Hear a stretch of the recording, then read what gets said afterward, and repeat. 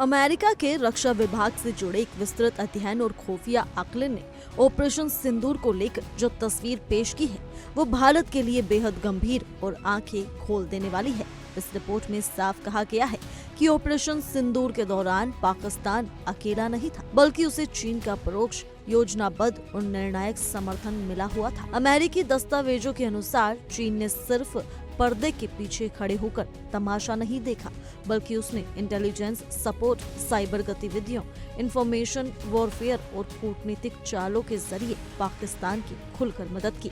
Reports में ये भी कहा गया है कि चीनी सैटेलाइट कवरेज और इलेक्ट्रॉनिक सर्विलांस इनपुट्स ने पाकिस्तान की रियल टाइम स्थिति को समझने, भारत की गतिविधियों पर नजर रखने और अपने ऑपरेशंस को बेहतर तरीके से समन्वित करने में बड़ी भूमिका निभाई।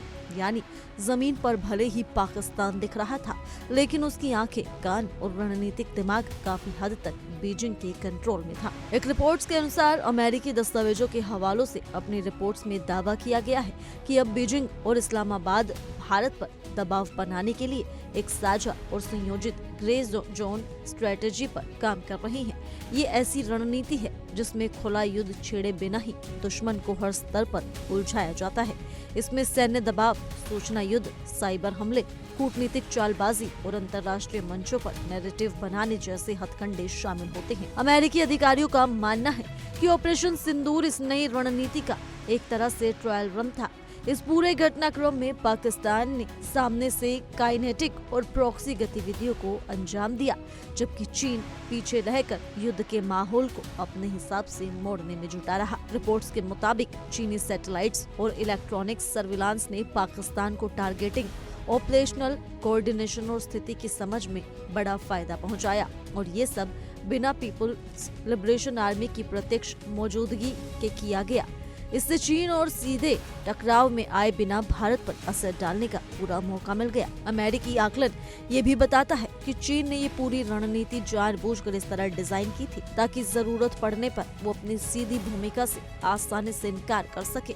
रिपोर्ट्स में कहा गया है कि जब अंतर्राष्ट्रीय स्तर पर ऑपरेशन सिंदूर को लेकर चर्चाएं तेज हुई और भारत के दावे सामने आने लगे, तब चीन ने बेहद नियंत्रित कूटनीतिक संदेशों और सोची समझी ऑनलाइन इंफॉर्मेशन कैंपेन के जरिए पाकिस्तान के नैरेटिव को आगे बढ़ाया। इसका मकसद साफ था, भारत के आरोपों को कमजोर करना, दिल्ली के दावों पर शक पैदा करना और भारत के पक्ष में किसी भी अंतर्राष्ट्रीय सहमति बनने की प्रक्रिया को धीमा करना। अमेरिकी दस्तावेजों के अनुसार चीन के सैन्य रणनीतिकार भारत को सिर्फ एक पड़ोसी नहीं, बल्कि एक बड़ी संप्रभुता से जुड़ी चुनौती और लंबे समय का रणनीतिक प्रतिद्वंदी मानते हैं।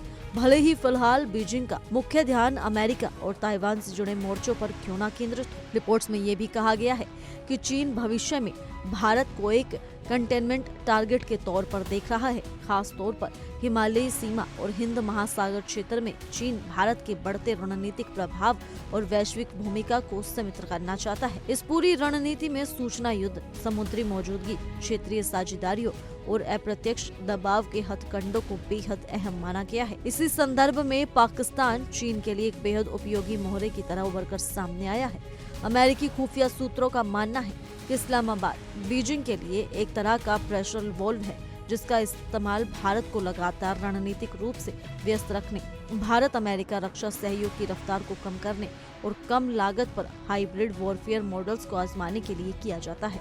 इतना ही नहीं, अमेरिकी रिपोर्ट में अक्टूबर 2024 में एलसी पर भारत और चीन के बीच हुए डिसएंगेजमेंट समझौते को लेकर भी एक अहम और चौंकाने वाला संकेत दिया गया है। आकलन के मुताबिक ये समझौता तनाव कम करने की ईमानदार कोशिश नहीं थी, बल्कि चीन की एक रणनीतिक चाल थी। इसका मकसद पश्चिमी सीमा पर अस्थायी स्थिरता बनाकर भारत को वॉशिंगटन के और करीब जाने से रोकना और अपने बड़े रणनीतिक लक्ष्यों के लिए समय खरीदना था। कुल मिलाकर ये रिपोर्ट साफ इशारा करती है कि ऑपरेशन सिंदूर सिर्फ भारत और पाकिस्तान के बीच की एक सैन्य घटना नहीं थी, बल्कि इसके पीछे चीन की गहरी, संयोजित और बहुस्तरीय रणनीति काम कर रही थी। आने वाले समय में गठजोड़ भारत के लिए सिर्फ सैन्य नहीं, बल्कि कूटनीतिक, सूचना और रणनीतिक स्तर पर भी एक बड़ी और जटिल चुनौती बन सकता है। तो फिलहाल के लिए इस रिपोर्ट में सिर्फ इतना ही। ज्यादा जानकारी के लिए जुड़े रहिए इंडिया डेली के डिजिटल प्लेटफॉर्म के साथ।